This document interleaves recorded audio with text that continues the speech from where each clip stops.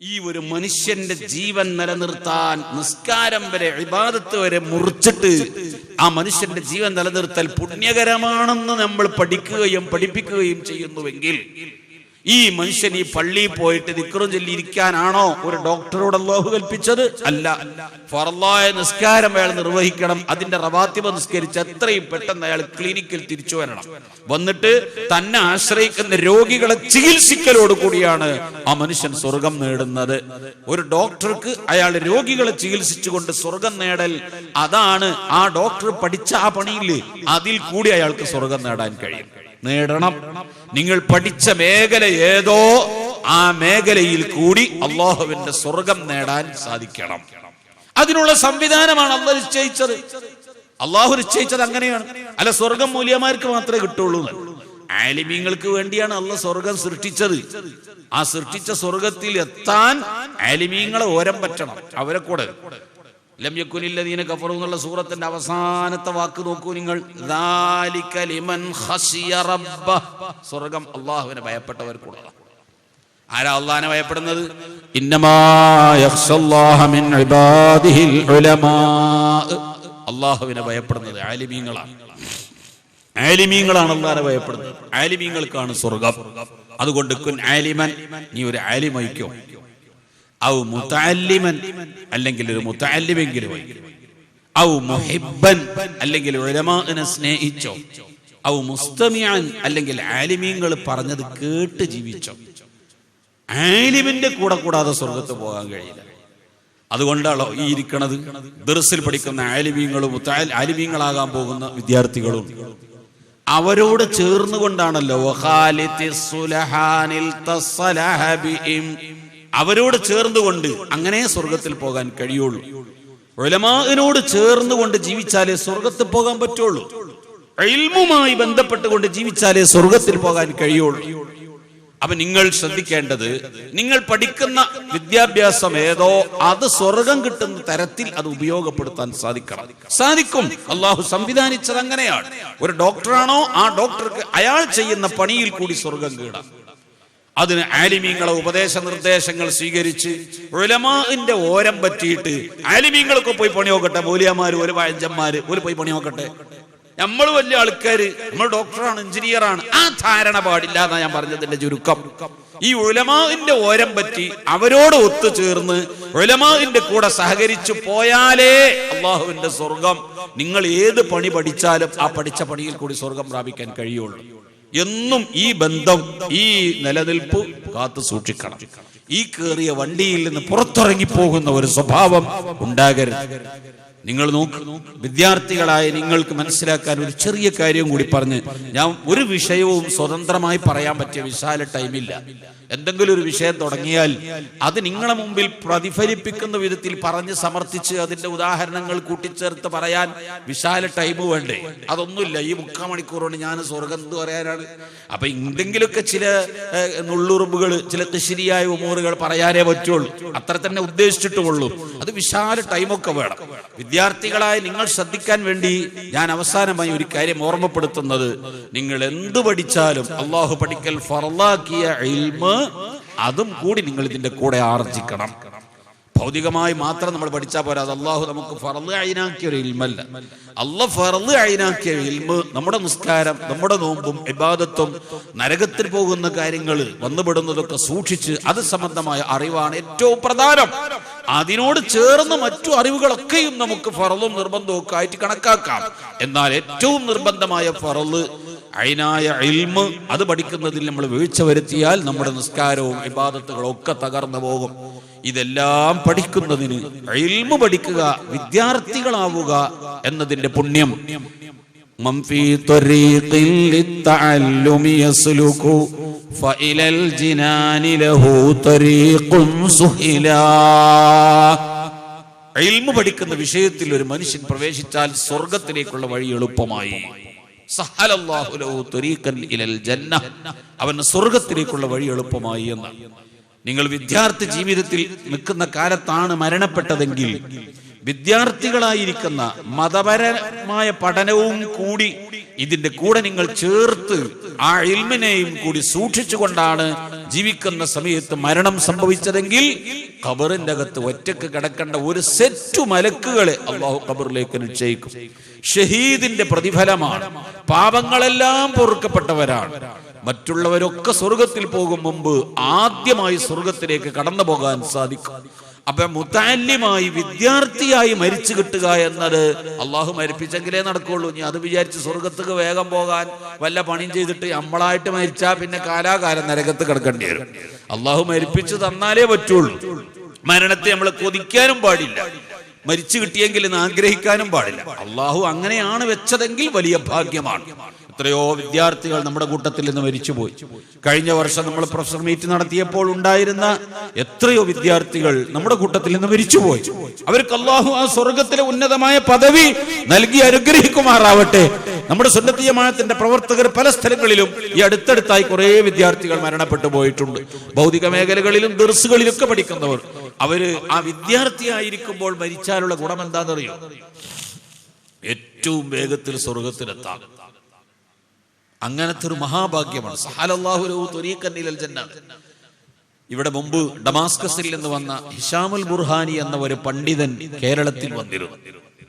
അദ്ദേഹം കേരളത്തിൽ വന്നപ്പോ നമ്മുടെ PMK ഫൈസി അദ്ദേഹവുമായി ഒരു അഭിമുഖം നടത്തി. ആ അഭിമുഖത്തിന്റെ റിപ്പോർട്ട് അൽ-ഇർഫാദ് മാസികയിൽ പ്രസിദ്ധീകരിച്ചു. ഹിഷാമുൽ ബുർഹാനി കോഴിക്കോട് വന്നപ്പോൾ എന്താണ് ഹിഷാമുൽ ബുർഹാനിയുമായി നടത്തിയ അഭിമുഖം? അതിൽ ഹിഷാമുൽ ബുർഹാനി പറഞ്ഞ ഒരു കഥയുണ്ട്. സുദീർഘമായ അഭിമുഖമാണ്. ആ അഭിമുഖത്തിൽ ഹിഷാമുൽ ബുർഹാനി പറഞ്ഞ ഒരു സംഭവം വല്ലാതെ എന്റെ ഹൃദയത്തെ ആകർഷിപ്പിച്ചു. ആ ഹൃദയസ്പൃക്കായ ഒരു കഥ ഞാൻ ചുരുങ്ങിയ സമയം കൊണ്ട് പറഞ്ഞ് അവസാനിപ്പിക്കുകയാണ്. ഡമാസ്കസിൽ ഹിഷാമുൽ ബുർഹാനി കുട്ടിയായ കാലത്ത് ഡമാസ്കസിലെ ഏറ്റവും വലിയ പള്ളി, ആ പള്ളിയുടെ പരിസരത്താണ് അവിടെയുള്ള ജനങ്ങളെ മുഴുവനും മറവ് ചെയ്യുന്നത്. ആ ഖബർസ്ഥാനിന്റെ പേർ മഖ്ബറത്തുൽ ജഹ്ദാ എന്നാണ്. ആ മഖ്ബറത്തുൽ ജഹ്ദാ എന്ന് പറയുന്ന വിശാലമായ ഖബർസ്ഥാനിലാണ് പരിസര പ്രദേശങ്ങളിൽ നിന്നൊക്കെ മരിച്ചവരെ കൊണ്ടുവന്ന് മറവ് ചെയ്യാം. ഈ ഗ്രാൻഡ് മസ്ജിദിനെ ലക്ഷ്യം വെച്ചിട്ട് എത്രയോ ദൂരത്തുനിന്ന് ആൾക്കാർ വരുന്നില്ലേ? അതുപോലെ വളരെ ദൂരദിക്കുകളിൽ നിന്നും മയ്യിത്ത് മറവ് ചെയ്യാൻ ഈ ഡമാസ്കസിലെ മഖ്ബറത്തുൽ ജഹ്ദായിലാണ് വരിക. അവിടെ ഒരു ദിവസം ഹുഫാർ ഗോത്രത്തിൽപ്പെട്ട ആളുകളാണ് ഖബർ കുഴിക്കുന്നവർ. ഹുഫാർ എന്ന് പറഞ്ഞാൽ തന്നെ ഖബർ കുഴിക്കുന്നവർ ഇതാ കുയ്യന്മാര്. ആ ഖബർ കുഴിക്കുന്ന ആളിൽപ്പെട്ട ഒരാള് ഖബർ കുഴിച്ച് സാധാരണ പള്ളിയിൽ ഒരു മയ്യിത്ത് വരും പോലെ മയ്യിത്ത് വന്നു. മയ്യിത്ത് നിസ്കാരം കഴിഞ്ഞ് ഖബറിലേക്ക് കൊണ്ടുപോയി ആ മയ്യിത്ത് ഖബറിന്റെ സമീപത്തെത്തിയപ്പോൾ ഹുഫാർ ഗോത്രം, ആ ഗോത്രത്തിൽപ്പെട്ടവരാ മയ്യിത്ത് മറവ് ചെയ്യുക. ഈ മയ്യിത്ത് മറവ് ചെയ്യാൻ വേണ്ടി ഖബറിന്റെ സമീപത്ത് എത്തിച്ചപ്പോൾ മയ്യിത്ത് കട്ടിലിൽ നിന്ന് മയ്യിത്ത് എടുത്തുകൊണ്ട് ഖബറിലേക്ക് വെക്കുന്ന സമയത്ത് ഇന്നു വരെ അനുഭവിച്ചിട്ടില്ലാത്ത, പരിചയമില്ലാത്ത ഒരുപാട് കൈകൾ ആ മയ്യിത്തിനെ ഞങ്ങളെ പക്കൽ നിന്നങ്ങ് പിടിച്ചു പറിച്ചു കൊണ്ടുപോയി. ഖബറിൽ നിന്ന് പ്രത്യേകമായൊരു സുഗന്ധം അടിച്ചു വീശി. സംഭവ കഥയാണ്, അനുമാനം കെട്ടിപ്പടുക്കുകയല്ല. ഹിഷാമുൽ ബുർഹാനി കോഴിക്കോട് വന്നപ്പോൾ തന്നോട് നടത്തിയ അഭിമുഖത്തിൽ പറയുകയും അത് നമ്മുടെ നാട്ടിലെ അൽ-ഇർഫാദ് മാസികയിൽ പ്രസിദ്ധീകരിച്ചു പോയതുമാണ്. ഹിഷാമുൽ ബുർഹാനി കണ്ട് അനുഭവിച്ച ഒരു രംഗം നമ്മളോട് വിവരിക്കുകയാണ്. അവരുടെ നാട്ടിലെ മക്ബറയിൽ ഒരു ചെറുപ്പക്കാരന്റെ മയ്യിത്ത് ഖബറിലേക്ക് വെക്കുമ്പോൾ ഖബറിൽ നിന്ന് പൊങ്ങി വന്ന പ്രത്യേകമായ കൈകൾ ആ മയ്യിത്തിനെ സ്വീകരിച്ചു കൊണ്ടുപോകുന്നു.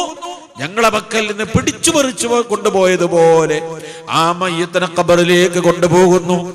പ്രത്യേകമായ സുഗന്ധം ഖബറിന്റെ ഉള്ളിൽ നിന്ന് അടിച്ചു വീശുന്നു. ഇങ്ങനെ ഒരു അനുഭവം മുമ്പ് ഞങ്ങൾക്കില്ല. ഈ അനുഭവം ഞങ്ങളുടെ എല്ലാം ബേജാറാക്കി. ഖബറിന്റെ ചുറ്റുവട്ടത്തിൽ നിൽക്കുന്ന ആളുകൾ മുഴുവനും തലകറങ്ങി വീണുപോയി, ബോധം കെട്ടു വീണു. ഉടനെ തന്നെ ആളുകൾ ചെന്ന് ഡമാസ്കസിലെ പള്ളിയിലെ അന്നത്തെ മുദർരിസും ഖാദിയും മുഫ്തിയുമായ ഗ്രാൻഡ് മുഫ്തി എന്റെ വല്യാപ്പയാണ്. ഹിഷാമുൽ ബുർഹാനി പറയുന്നു, എന്റെ വല്യാപ്പയാണ്.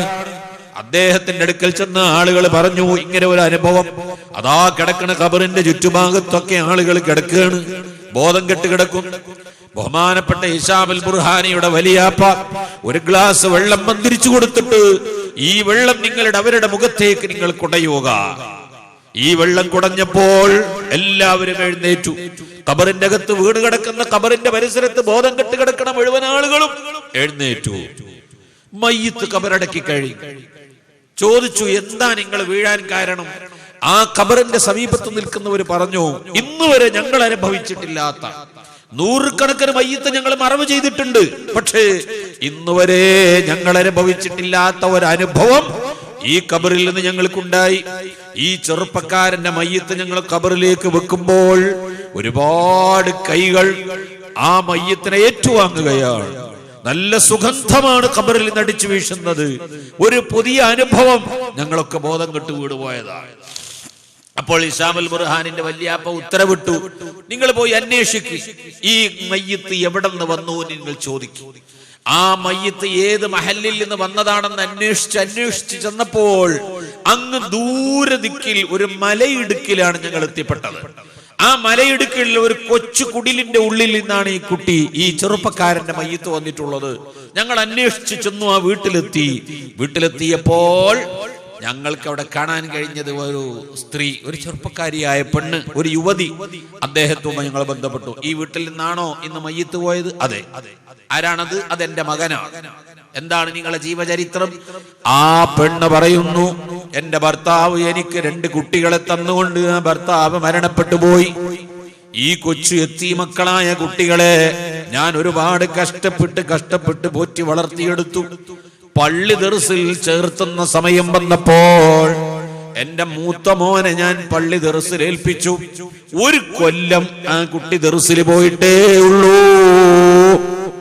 1 വർഷം ദർസിൽ പഠിച്ച ആ കുട്ടി, അതാ പെട്ടെന്നൊരു അസുഖം വന്ന് എന്റെ മോൻ മരിച്ചു. 1 വർഷം ദർസിൽ പഠിച്ച പ്രായമായ ആ കുട്ടി മരിച്ച്, ആ കുട്ടിയുടെ മയ്യിത്താണ് കൊണ്ടുവന്നത് എന്ന വിവരം കിട്ടിയപ്പോൾ, ആ വിവരം വന്നുകൊണ്ട് ഡമാസ്കസിലെ മുഫ്തിയായ ഹിശാമുൽ ബുർഹാനിയുടെ വല്യാപ്പയോട് ചെന്ന് പറഞ്ഞപ്പോ വല്യാപ്പ അതാ പറയുന്നു, അല്ലാഹുവിന്റെ റസൂലിന്റെ ഹദീസുണ്ട്, ഇൽമു പഠിക്കുന്ന വിഷയത്തിലേക്ക് ഒരു മനുഷ്യൻ പ്രവേശിച്ചാൽ സഹലല്ലാഹു ലഹു ത്വരീഖൻ ഇലൽ ജന്ന, സ്വർഗ്ഗത്തിലേക്കുള്ള വഴി എളുപ്പമായി. മഹാന്മാരായ പണ്ഡിതന്മാർ പറഞ്ഞു കാണാം, ഈ ഹദീസ് ഇൽമിന്റെ ബഹുമാനത്തിന്റെ അധ്യായത്തിലെ ബാബ് ഫളിൽ ഇൽമി അവിടെ അല്ല എഴുതേണ്ടത്. ഇൽമിന്റെ ശ്രേഷ്ഠത വിവരിക്കുന്ന ഹെഡിങ്ങിലല്ല ഈ ഹദീസ് കൊണ്ടുവരേണ്ടത്.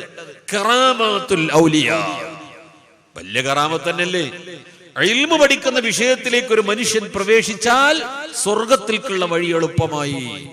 ഇൽമു പഠിക്കുന്ന വിഷയത്തിലേക്ക് മുതഅല്ലിമ പ്രവേശിച്ചപ്പോൾ ആ വിദ്യാർത്ഥിക്ക് സ്വർഗത്തിലേക്കുള്ള വഴി എളുപ്പമായി.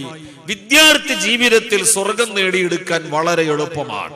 നിങ്ങൾ അഭ്യസിക്കുന്ന വിദ്യ ദീനിന് ഉപകരിക്കണം, സുന്നത്ത് ജമാഅത്തിന് ഉപകരിക്കണം, ആഖിറത്തിന് ഉപകരിക്കണം എന്ന ലക്ഷ്യത്തോടു കൂടിയാണോ ഏത് വിദ്യയും നിങ്ങൾ അഭ്യസിക്കുന്നത്, ആ പഠിക്കുന്ന ഇൽമ്, നിങ്ങൾ പഠിക്കുന്ന അറിവ് കൊണ്ട് ദീനിന് ഉപകാരമുണ്ടാവണം. ഏത് അറിവാണെങ്കിലും അത് ദീനിന് ഉപകരിക്കണം എന്ന ഉദ്ദേശത്തിലാണോ, സ്വർഗത്തിലേക്കുള്ള വഴി എളുപ്പമാണ്. 2ാമത്തെ വർഷം ഇതുപോലെ ഒരു മയ്യിത്ത് വീണ്ടും ഡമാസ്കസിലെ പള്ളിയിൽ വന്നു. ആ മയ്യിത്ത് നിസ്കരിച്ച് ഖബറിന് കൊണ്ടുപോയപ്പോ കഴിഞ്ഞ കൊല്ലം സംഭവിച്ച പോലെ തന്നെ ആ മയ്യിത്ത് മറവ് ചെയ്യുന്ന ആളുകൾ, ഹിഫാർ ഗോത്രത്തിലെ ആളുകളാണ് മറവ് ചെയ്യുക, അവരൊക്കെ ബോധം കെട്ട് വീണു. വീണ്ടും വെള്ളം കുടഞ്ഞ് അന്വേഷിച്ചു പോയി. ഞാൻ ചുരുക്കി പറയുകയാണ്, സമയം നിർത്തും. അങ്ങനെ ചെന്ന് നോക്കിയപ്പോൾ ഞങ്ങൾ എത്തിപ്പെട്ടത് കഴിഞ്ഞ കൊല്ലം എത്തിപ്പെട്ട അതേ വീട്ടിൽ തന്നെയാണ്. അന്വേഷിച്ച് നോക്കിയപ്പോ ആ ഉമ്മ പറയുന്നത് എന്താണെന്നറിയോ, എന്റെ മൂത്ത മോൻ കഴിഞ്ഞ കൊല്ലം മരിച്ചു. എന്റെ മൂത്ത മകനെ ഞാൻ ദർസിലാക്കിയപ്പോ എന്റെ 2ാമത്തെ മകൻ പറഞ്ഞു, 2ാമത്തെ മോനെ ദർസിലാക്കണം എന്നാണ് ഞാൻ ഉദ്ദേശിച്ചത്. പക്ഷേ എന്റെ 2ാമത്തെ മോനെ ദർസിലാക്കുമ്പോ എന്റെ മകൻ പറഞ്ഞു, ഉമ്മാ ഇക്കാക്ക ദർസിൽ പോയിക്കോട്ടെ, ഇക്കാക്ക ദർസിൽ പഠിക്കട്ടെ, ഞാനും കൂടി ദർസിൽ പോയാൽ ഇക്കാക്കുള്ള ചെലവിന് ആരാ കൊടുക്കുക? കിതാബ് വാങ്ങാൻ കാശ് വേണ്ടേ? ടെക്സ്റ്റ് ബുക്ക് വാങ്ങാൻ കാശ് വേണ്ടേ? പേനയും ബാഗും ഒക്കെ വാങ്ങണ്ടേ? അതിന്റെ സാധന സാമഗ്രികൾ വേണ്ടേ? ഭക്ഷണം വേണ്ടേ? ഉമ്മാനെ നോക്കണ്ടേ? അതിനാരാ ഉമ്മ?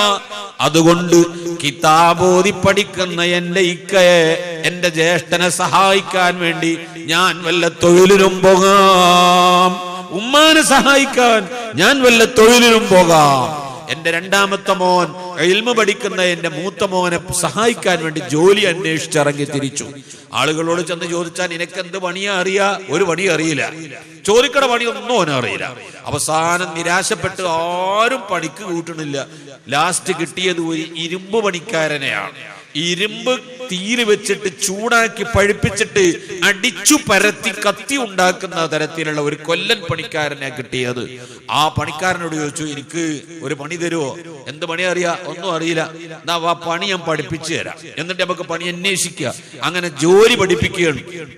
ഇരുമ്പ് ചൂടാക്കിയിട്ട് അടിച്ചു പരത്തുന്ന ജോലിയാണ് എന്റെ മോൻ ചെയ്തുകൊണ്ടിരിക്കുന്നത്. ആ പണി പഠിച്ചുകൊണ്ടിരിക്കുമ്പോ ഇരുമ്പ് അടിച്ചു പരത്തുമ്പോ ഒരു കഷ്ണം അതിൽ നിന്ന് പഴുത്തു കിടക്കുന്ന ഇരുമ്പ്, തീക്കണല് പോലെയായ ഇരുമ്പ്, അതിന്റെ ഒരു കഷ്ണം മർമ്മസ്ഥാനത്ത് വന്ന് അടിച്ചു. ആമർ കൊണ്ട് അടിച്ചു പരത്തുമ്പോ അതിൽ നിന്ന് പൊട്ടിയിട്ട് തെറിച്ചിട്ട് ഒരു ഇരുമ്പിന്റെ കഷ്ണം വന്ന് അടിച്ചിട്ട് എന്റെ മോൻ മരിച്ചു പോയതാണ്. ആ മോന്റെ മയ്യത്താൻ ഖബറടക്കിയപ്പോ ഖബറിൽ നിന്ന് സ്വീകരിക്കാൻ വേണ്ടി മഹാന്മാരായ ഹുറാനികളായ മഹദികളായ പെണ്ണുങ്ങൾ വന്നിട്ട് ഈ മുത്തഅല്ലിമിനെ സ്വീകരിക്കുന്നത്. ഇൽമു പഠിക്കുന്നവനും സ്വർഗത്തിലേക്ക് വഴി എളുപ്പമാണ്. ഇൽമു പഠിക്കാൻ സഹായിക്കുന്നവനും സ്വർഗത്തിലേക്കുള്ള വഴി എളുപ്പമാണ്. വിദ്യാർത്ഥികളെ, നിങ്ങളുടെ വിദ്യാർത്ഥി ജീവിതം വലിയ ഭാഗ്യമായ ജീവിതമാണ്, സന്തോഷമായ ജീവിതമാണ്. നിങ്ങളുടെ ഈ ജീവിതത്തിൽ കൂടി അള്ളാഹുവിന്റെ സ്വർഗമാണ് സമ്പാദിക്കേണ്ടത്. ഈ വിദ്യാർത്ഥി ജീവിതം വഴിവിട്ടു പോകുന്ന കാലമാണ്. വളരെ കലുഷിതമായ അന്തരീക്ഷമാണ്. വിദ്യാർത്ഥികൾ എന്ന് പറയുമ്പോഴേക്ക് ജനങ്ങൾ പേടിക്കുന്ന ഒരവസ്ഥയാണ്. നിങ്ങളുടെ ചെറുപ്പത്തിന്റെ ചാപ്പല്യം, മനുഷ്യന്റെ ദൗർബല്യങ്ങൾ നിങ്ങളുടെ വിദ്യാർത്ഥി ജീവിതത്തിൽ പ്രത്യേകിച്ചും നിയന്ത്രണമില്ലാതെ കാട് കയറി അള്ളാഹു നൽകിയ മഹത്തായ അനുഗ്രഹം, നിങ്ങൾക്ക് ഇന്ന് കിട്ടിയ ഏറ്റവും വലിയ സുന്ദരമായ അനുഗ്രഹം നിങ്ങൾ നഷ്ടപ്പെടുത്തി കളയരുത്. അള്ളാഹുവിന്റെ സ്വർഗം സമ്പാദിക്കാൻ ഈ ജീവിതം ഉപകാരപ്പെടുത്തണമെന്ന് മാത്രം ഈ സന്ദർഭത്തിൽ ഓർമ്മപ്പെടുത്തി നിശ്ചയിച്ച സമയം കഴിഞ്ഞു. ഞാൻ നിർത്തുന്നു. അള്ളാഹു സുബ്ഹാനഹു വ തആല നമ്മുടെ സുന്നത്ത് ജമാഅത്തിന്റെ ആലിമീങ്ങൾ, സയ്യിദന്മാർ, സംഘടനാ പ്രവർത്തകർ, അതെല്ലാം ഉപരി ബഹുമാനപ്പെട്ട ഖലീൽ തങ്ങൾ, ഈ മഹത്തായ ഈ സംരംഭം, ഈ സ്ഥാപനവും എല്ലാം സംവിധാനിച്ച് വിദ്യാർത്ഥികൾക്ക് വേണ്ടി എത്രയോ അധ്വാനിച്ച് കഷ്ടപ്പെട്ട് പ്രവർത്തിച്ച് ഇൽമിന് വേണ്ടി ഇൽമിന്റെ ഖാദിമായി ഈ പന്തലും ഇതൊക്കെ നമുക്ക് ഒരുക്കി എല്ലാറ്റിനും നേതൃത്വം വഹിക്കുന്ന ബഹുമാനപ്പെട്ട തങ്ങളവറുകളെയും ഇവിടെയുള്ള എല്ലാ മുദരിസുമാരെയും വിദ്യാർത്ഥികളെയും നമ്മുടെ സുന്നത്ത് ജമാഅത്തിന്റെ SSFന്റെ ഇവിടെ വന്നവരുമല്ലാത്തവരുമായ മുഴുവൻ വിദ്യാർത്ഥികളെയും നമ്മുടെയൊക്കെ മാതാപിതാക്കൾ, കുടുംബങ്ങൾ, സ്നേഹിച്ചവർ, സഹായിച്ചവർ, ദുആ വസിയത്ത് പറഞ്ഞവർ എല്ലാവരെയും അള്ളാഹു അവന്റെ മഹത്തായ സ്വർഗം നൽകി അനുഗ്രഹിക്കുമാറാവട്ടെ. ആ സ്വർഗത്തിലെ ഏറ്റവും വലിയ സന്തോഷം അള്ളാഹുവിനെ കാണലാണ്. ഒന്നാമത്തെ പദവി. രണ്ടാമത്തത് ഹബീബായ റസൂലുള്ളാഹി സ്വല്ലല്ലാഹു അലൈഹി വസല്ലം തങ്ങളെ കാണൽ. ഒന്ന് ലിഖാഉല്ലാഹ്, രണ്ട് ലിഖാഉൻ നബി സ്വല്ലല്ലാഹു അലൈഹി വസല്ലം, അള്ളാഹുവിന്റെ റസൂലിനെ കാണലാണ്. എന്താണതൊക്കെ രംഗം, എല്ലാം പറയാനുണ്ട്. നിങ്ങളതൊക്കെ പഠിക്കണം. നിങ്ങൾ പഠിക്കണമെന്ന് മാത്രം പറയാൻ അള്ളാഹു നമുക്ക് അതിനൊക്കെ തൗഫീഖ് നൽകുമാറാവട്ടെ. برحمتك يا أرحم الراحمين. صلى الله على خير خلقه سيدنا محمد وآله وصحبه أجمعين والحمد لله رب العالمين. السلام عليكم ورحمة الله وبركاته.